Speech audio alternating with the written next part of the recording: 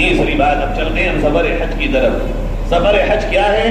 ہم یہاں سے گھر سے جائیں گے، یہاں آپ کو سوار میں حاجی شمیم صاحب پوری رہنمائی کر رہے ہیں ماشاءاللہ، اپنے بڑھاپے کے باوجود پوری لگن پوری محنت۔ یہاں کوئی دنیا کمانا نہیں ہے، ارے کمائی تو بہت سے لوگ اور جہاں جہاں کر لیں، اصل بات یہ ہے کہ ہمارا کام سمجھ کے کوئی اپنے کام کو انجام دے، یہ بڑی بات ہے۔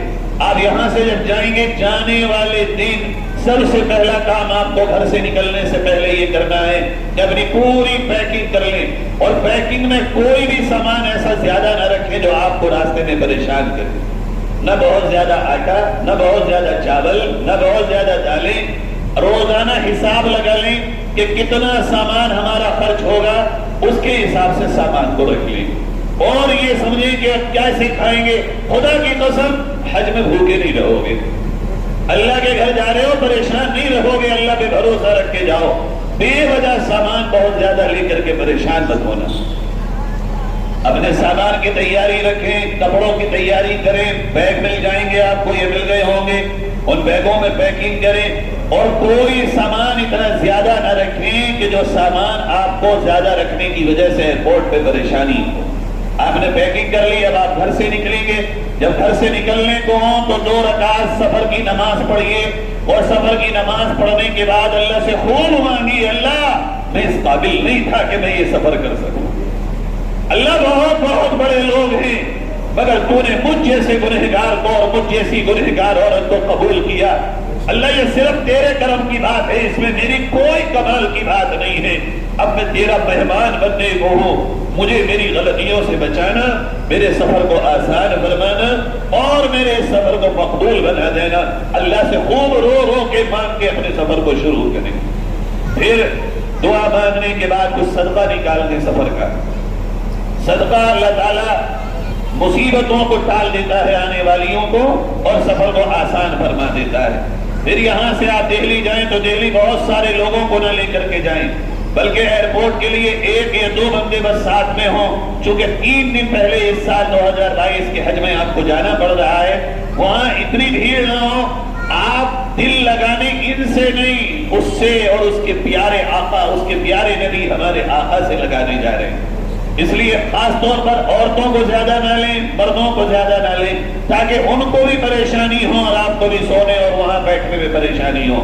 3 دن پہلے جا رہے ہیں، بے فکر رہیے، چلے جائیے، چونکہ حاجی کا کام ہے حج شروع ہوتے دیوانہ بن جانا، اللہ کا دیوانہ بن کے جانا، اور حج میں جتنی پریشانیاں آ رہی ہیں ہنس ہنس کے برداشت کر لینا کہ یہ جنت کا سفر ہے، یہ جہنم سے بچنے کا سفر ہے، یہ اللہ کے گھر کے دیدار کا سفر ہے، یہ میری کامیابی کا سفر ہے، یہ میری چاہتوں کا سفر ہے۔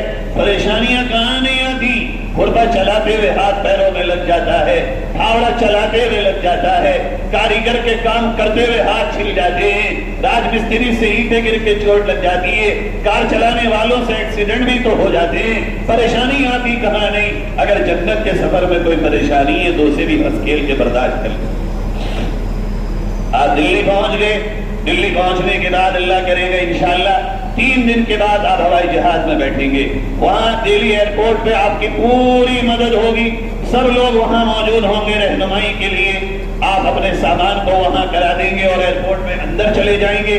جب ایئرپورٹ میں اندر جائیں گے آپ کے وہاں پہ تمام کاغذات کی کارروائی ہوگی، اور اس کے بعد آپ ہوائی جہاز کے سفر کی طرف جائیں گے۔ ہوائی جہاز میں آرام سے بیٹھ جائیے، بالکل پریشان نہ ہوئیے، بیٹھنے کے بعد اپنا سامان جہاں ہاتھ والا ہو رکھ دیجئے، اور اب آپ کا سفر یہ پیارے نبی کے پاک شہر مدینہ منورہ کی طرف شروع ہو جائے۔ ہوائی جہاز میں بیٹھنے کے بعد اس کی کھڑکیوں میں جھانکیے مت، کچھ نہیں دکھے گا نیچے سوائے دھوئیں اور بادل اور زمین کے، بلکہ آنکھیں بند کر لیجیے اور درود اتنا پڑھیے، اتنا پڑھیے، اتنا پڑھیے کہ تھک جائیے اپنے آپ میں، حلق خشک کر لیجیے درود پڑھتے پڑھتے، تاکہ نبی کے شہر کے پہنچنے سے پہلے پہلے درود سے دل منور ہو جائے۔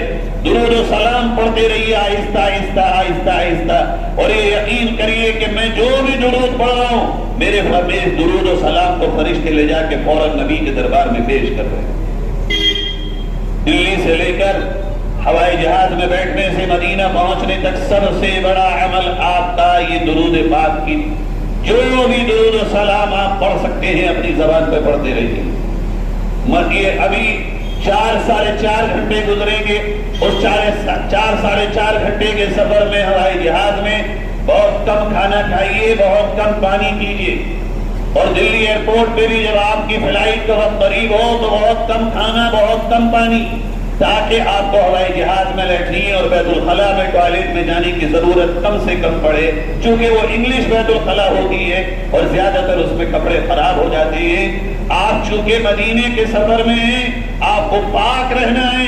روزے بھی تو ہم نے نہیں کھایا پیا تھا, اگر ہوائی جہاز میں مل رہا بیگ میں ڈالیو, وہاں جا کے کھا لینا. لیکن زیادہ کھانے سے آپ کو باتھ روم جانے کی ضرورت پڑے گی, جس سے ناپاک ہونے کا خطرہ ہے. ہو سکے تو چنے رکھ لیجئے, کشمش رکھ لیجئے, الائچی دانے رکھ لیجئے. جہاں اگر زیادہ ہی شدت ہو رہی ہو, 1-2 چلو پانی پی لیجئے چنے اور کشمش کھا کے, چنے الائچی دانے کھا کے, تاکہ پیٹ میں کوئی بڑی دقت نہ ہو, بھوک نہ لگے. اب آپ پہنچیں گے کہ تھوڑی ہی دیر میں اعلان ہوگا آپ مدینہ منورہ اترنے والے ہیں. اب ایک دل میں شوق پیدا ہو اور پھر سے زبان پہ درود و سلام کا نذرانہ آ جائے, یہاں تک کہ آپ کا ایئرپورٹ پہ ہوائی جہاز اتر جائے گا. اترنے کے بعد بہت بھیڑ ہوگی, جلد بازی کہیں مت کریے گا, بالکل آرام آرام سے چلیے. آپ کو نہ کوئی چھوڑ کے جائے گا, نہ آپ کا کوئی چیز ادھر ادھر ہوگی. دیر ہو سکتی ہے مگر کوئی بھی انہونی آپ کے ساتھ انشاءاللہ نہیں ہوگی. تھوڑی دیر کے بعد آپ کو وہاں لائنوں میں لگنا پڑے گا. لمبی لمبی لائنیں ہوں گی مدینے میں. ہو سکتا ہے بہت سے لوگ شور شرابہ کر رہے ہوں, لیکن اب یاد رکھیے گا آپ اس شہر میں اتر چکے ہیں جس کی مٹی بھی آنکھوں میں لگانے کے قابل. وہاں آپ سے کوئی بھی کسی طرح کی گستاخی نہ ہو جائے, بے ادبی نہ ہو جائے, کوئی عمل ایسا نہ ہو جائے جس کی وجہ سے اللہ کے اس نبی کے شہر کی بے حرمتی ہو رہی ہو. کوئی پریشانی آئے ہنس کھیل کے برداشت کر لیجئے. تھوڑی بہت دیر, گھنٹے, 2 گھنٹے, 3 گھنٹے, 4 گھنٹے, 5 گھنٹے, 6 گھنٹے تک لگ سکتے ہیں آپ کو وہاں ایئرپورٹ سے نکلنے میں. اب ایئرپورٹ سے جب آپ نکلیں گے آپ کا سامان آپ کو نہیں ملے گا, بلکہ وہاں آپ کو بسوں میں بیٹھنا ہوگا. اب بس میں بیٹھنے کے بعد بھی ہو سکتا ہے آپ کو انتظار کرنا پڑے, کر لیجئے, بالکل پریشان مت ہوئیے. 1-1.5 گھنٹہ اور لگے گا, اب آپ اپنے کمرے پہ پہنچ جائیں گے. جب کمرے پہ پہنچیں گے آپ, کمرے پہ پہنچنے کے بعد آپ کا سامان ڈھیر لگا ہوا ہوگا. جو بیگ آپ کو مل رہے ہیں اس میں نشانیوں کے طور پہ رسی یا کوئی کلر کی چیزیں باندھ لیجئے اور چٹے لگا دیجئے. اپنی چٹ دیکھ کر خالی کپڑا مت باندھیے گا, بلکہ لکھی ہوئی چیزیں بھی لگائیے گا تاکہ آپ پڑھ سکیں. اسپیکر, اسے دیکھ کر اپنا سامان اٹھائیے اور جو کمرہ آپ کو ملا ہے کمرے میں جائیے, تھوڑا بہت آرام کریے. اور اس بیچ جتنی بھی نمازوں کا وقت آئے ساری نمازیں اپنے وقت پہ پڑھتے رہیے. کمرے پہ جا کے تھوڑا سا آرام کر کے کچھ کھا پی کر اٹھ کر پھر غسل کریے اور نئے کپڑے پہن کر ساری اپنے اندر سے پوری توجہ پیدا کر کے خوشبو لگا کر اب اللہ کے نبی کے روضے کی طرف چلیے اور مسجد نبوی میں داخل ہو جائیے. مسجد نبوی میں داخل ہونے کے بعد آپ کسی سے بھی پوچھتے جائیے مجھے باب السلام پہ جانا ہے. یاد رکھ لیجئے نام, باب السلام. یہ وہ دروازہ ہے باب السلام. باب السلام یہ دروازہ وہ ہے جس دروازے سے آپ پیارے نبی کے روضے پہ سلام پڑھنے کے لیے جائیں گے. خوب یاد کر لیجئے اس دروازے کا نام, باب السلام. اگر کوئی عربی والا ہو, انگریز ہو, اس کو سمجھ جائے گا کہ آپ کہاں جانا چاہتے ہیں. کسی سے بھی پوچھئے مجھے باب السلام جانا ہے. اب باب السلام پہ جب آپ پہنچیں وہاں ایک تھیلی ملے گی آپ کو, اپنے جوتے اتار کے اس تھیلی میں رکھ لیجئے. بہت سے لوگ وہاں ویڈیو بنا رہے ہوں گے, ہو سکتا ہے آپ کا بھی دل چاہے کہ میں یہاں کی ویڈیو بنا لوں اور ویڈیو بنا کر کے اپنے بچوں کو بھیج دوں, مگر مت کریے گا ایسا. سر جھکا لیجئے گا اور پیارے نبی پہ درود و سلام پڑھتے ہوئے آگے بڑھتے جائیے, پڑھتے جائیے یہاں تک کہ پیارے نبی کا روزہ آئے گا. وہاں 3 قناتیں ہوں گی. ایک قنات بالکل روزے کے قریب, پھر دوسری, پھر تیسری. پہلی قنات میں آپ کو جگہ نہیں ملے گی, دوسری اور تیسری قنات میں جگہ ملے گی. آپ وہاں جائیے اور حضور کے روزے کی طرف جیسی حضور کی جالی آئے گی وہاں بڑا بڑا نبی کا نام لکھا ہوگا. ایک جالی آئے گی اس میں گول دائرہ ہوگا, وہ بالکل خالی ہے, وہاں نہیں پڑھنا سلام. اس سے بالکل 1 ہاتھ کے فاصلے پر بڑا سا گول گول دائرہ آئے گا جالی میں، وہ ہمارے نبی پاک کا پیارا روزہ اور پیاری خبر ہے۔ بس وہاں ٹھہر جائیے، چاہے 10 منٹ میں 10 سیکنڈ ملیں، 20 سیکنڈ ملیں، منٹ ملے، وہاں رک کر کے فوراً نبی پہ سلام پیش کیجئے۔ الصلاۃ والسلام علیک یا رسول اللہ، الصلاۃ والسلام علیک یا نبی اللہ، الصلاۃ والسلام علیک یا حبیب اللہ۔ یہ ہے، ایک ہے الصلاۃ صاد، ایک ہے السلام سین، دونوں کو اچھے سے یاد کر لیجئے جانے سے پہلے۔ صاد الصلاۃ یہ ہے درود، ایک ہے السلام یہ ہے سلام، دونوں آپ کو محنت سے یاد کر کے جانا چاہیے۔ الصلاۃ والسلام علیک یا رسول اللہ، آپ درود پڑھیے نبی پہ اور سلام پڑھیے، بہت تھوڑا سا وقت ملے گا، لیکن اپنے دل میں خوش ہو جائیے کہ آج نبی کو میں نے نبی کے سامنے آ کے درود و سلام پیش کر دیا۔ اور حضور نے فرمایا من زار قبری، جس نے میری قبر پہ زیارت کی آ کر وجبت لہو شفاعتی، میری شفاعت اس پہ واجب ہو گئی۔ آپ نے سلامی پیش نہیں کیا، قیامت تک کے لیے اللہ کے نبی کی شفاعت کو واجب کر لیا، آپ نے قیامت میں شفاعت کو واجب کر لیا۔ وہاں سے تھوڑا سا بڑھیں گے، حضرت عمر رضی اللہ تعالی عنہ کا جالی آ جائے گی چھوٹی، وہاں ان پہ سلام پیش کیجیے۔ السلام علیکہ یا امیر المؤمنین عمر بن الخطاب رضی اللہ عنہ۔ پھر ابو بکر رضی اللہ عنہ کی پہلے آئے گی، حضرت ابو بکر رضی اللہ عنہ پہ سلام پیش کیجیے، پھر حضرت عمر کی آئے گی، حضرت عمر رضی اللہ عنہ پہ سلام پیش کیجیے۔ اس کے بعد باہر نکل جائیے، 2 رکعت صلاۃ و شکر پڑھیے، اور پھر واپس مسجد میں آ جائیے۔ مسجد میں آنے کے بعد آپ وہاں جتنی زیادہ سے زیادہ ہو عبادت کریے۔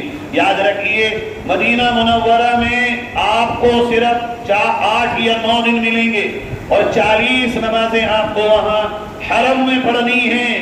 جس نے وہاں پیارے نبی کی مسجد میں 40 نمازیں پڑھی، اللہ تعالیٰ نے اپنے نبی سے اعلان کرا دیا وہ جہنم سے آزاد، وہ اللہ کے دنیا اور آخرت کے عذاب سے آزاد، اور وہ نفاق سے آزاد ہے۔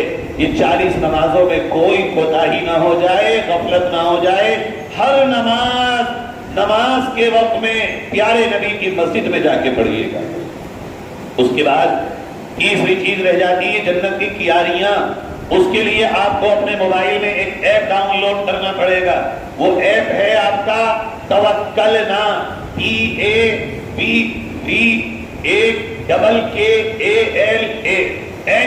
توکلنا، یہ نام یاد کر لیجئے، توکلنا۔ جو بھی آپ کے ساتھ میں حاجی پڑھے لکھے ہوں ان سے مدد لیجئے گا۔ اعتمرنا اور توکلنا، یہ 2 وہاں پہ موبائل میں ایک اپلیکیشن ہے، ڈاؤن لوڈ کرنا پڑے گی آپ کو، اس سے آپ کو جنت کی کیاری کی پرمیشن ملے گی۔ جو وقت ملے گا آپ کو جنت کی کیاری میں جانے کا، اس توکلنا کے ذریعے وہ آپ دکھائیں گے، اور دکھا کر کے جنت کی کیاری میں چلے جائیں گے۔ جنت کی کیاریوں میں جانے کے بعد آپ وہاں عبادت کریں گے، 2 رکعت یا 4 رکعت آرام سے پڑھنے کا آپ کو موقع ملے گا۔ جس ستون کے پاس بھی آپ کو موقع مل جائے، 7 ستون ہیں وہاں، اگر ان کی تفصیل بتاؤں بات لمبی ہو جائے گی۔ جب جنت کی کیاری میں پہنچ جائیں، 2 رکعت نماز پڑھیں، اس میں نفل، اور نفل نماز پڑھنے کے بعد اللہ سے دعا مانگے، اے اللہ میں تیری اس جنت میں آ گیا ہوں، اب آخرت کی جنت بھی میرے اوپر واجب فرما دے۔ اور پھر جو دعا آپ مانگ سکتے ہیں، جتنا مانگ سکتے ہیں، اللہ سے وہاں دعا مانگے، وہ واقعی جنت کی کیاری ہے۔ اس میں جو دعا آپ مانگیں گے اللہ فوراً قبول فرما لیتا ہے۔ اس کے بعد کسی سے آپ معلوم کر لیجئے گا، سنیچر کے دن صبح میں مدینہ میں جو بھی سنیچر آپ کو مل جائے، فجر کی نماز پڑھ کے فوراً اپنے کمرے پہ جائیے، یا پھر مسجد نبوی سے وضو کر کے مسجد قباء چلے جائیے، اور اشراق کے وقت میں جا کر کے 2 رکعت نماز۔ مسجد قباء ہے ایک، وہاں پیدل کا راستہ بھی ہے، سواری کا راستہ ہے۔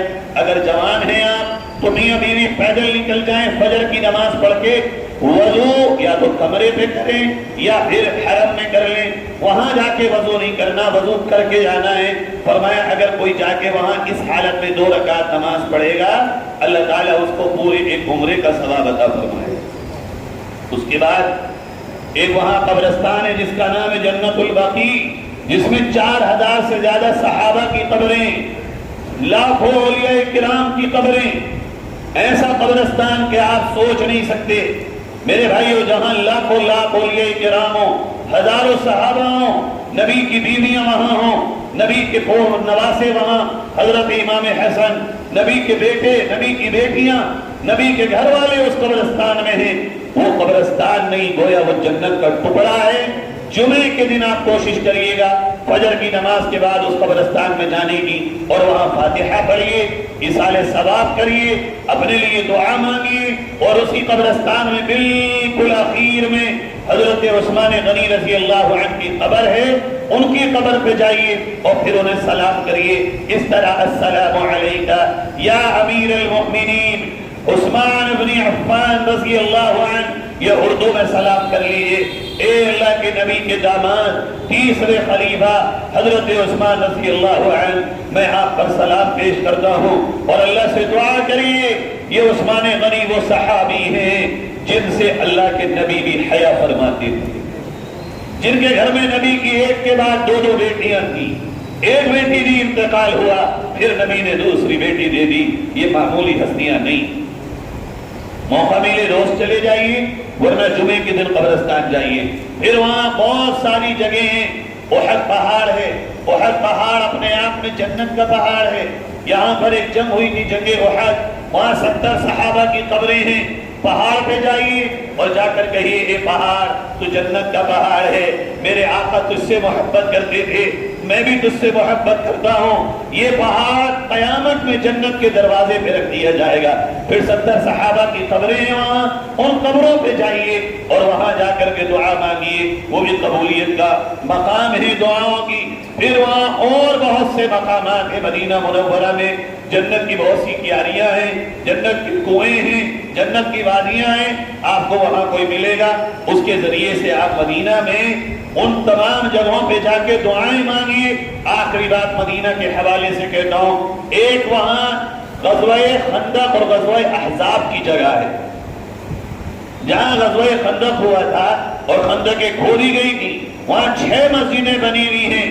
6 مسجدوں میں ایک مسجد ہے مسجد جمعہ، وہ اوپر ٹیلے پہ بنی ہوئی مسجد فتح بنی، اوپر ٹیلے پر چھوٹی سی مسجد ہے۔ بدھ کے دن ظہر اور عصر کے درمیان وہاں جا کر 2 رکعت نماز پڑھ کے جو دعا مانگو گے وہ قبول ہو جائے گی۔ بدھ کا دن میں نے 3 دنوں کے عمل بتائے: سنیچر مسجد قباء، جمعہ جنت البقیع، بدھ میں غزوہ خندق، وہاں جا کے دعا مانگیے۔ آپ کو اندازہ ہو رہا ہوگا کہ اس طرح کیمپوں میں جانا کتنا ضروری ہے۔ اگر ہم بغیر معلومات کے چلے جائیں 8 دن کیسے گزر جائیں گے آپ کو پتہ نہیں چلے گا۔ اس لیے معلومات پوری لے کر، سیکھ کر، سمجھ کر جانا بہت ضروری ہوتا ہے۔